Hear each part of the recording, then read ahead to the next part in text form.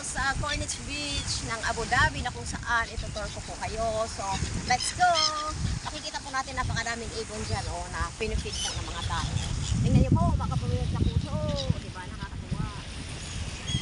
Dito sa Kalapati, puro sa mga ibon. Pagka lumapit, magalitan ka. Dami pa po doon ng mga Kalapati. Makikita natin. So, nakaka-unwind po dito sa place na po. So, ayan po. Titingnan nyo na lang po. At saka, wala po masyadong mga tao dito since, okay, ano pa yung mga tao dito kadalasan? Sa hapon. Oo, sa hapon po talaga kasi may sunlight, diba? Tapos sila siguro mag-expose sa sunlight. So, ayan po. Papakita ko namin sa inyo ang view dito na kung saan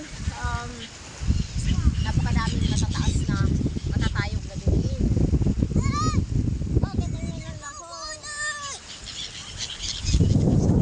Wala pang 1 minute to. Ay. Ay, Diyos ko, basa ka na to.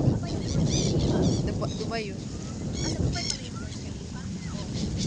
Burj Khalifa pala mga kapupilin ko kung nasa Dubai yun. Eh, dito kami sa Abu Dhabi.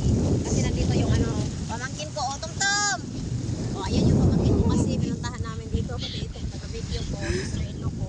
Saka yung kapatid ko, nag-on sa trabaho. Kaya hindi siya nakasama. Raymond na ito naghihintay.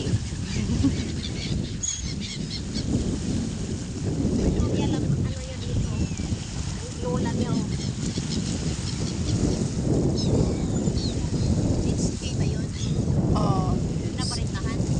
Oo yata. Pero actually para siyang mini boat ba?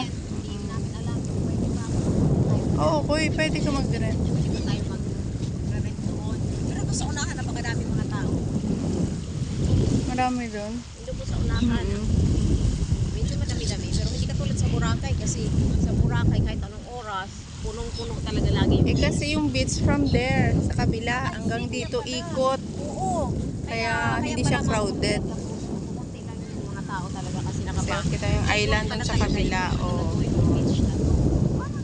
Parang gawa-gawa lang ang beach na to. Oo. No? Dinugtong nila to sa dagat. Parang man-made yata yung dito. Man-made na. Kita mo walang alon na malalaki. Kaya pala. Oo, parang river lang siya ang niya.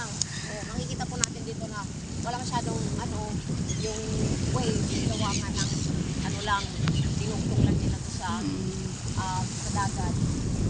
Ayun, yung parang may Burj Khalifa dito.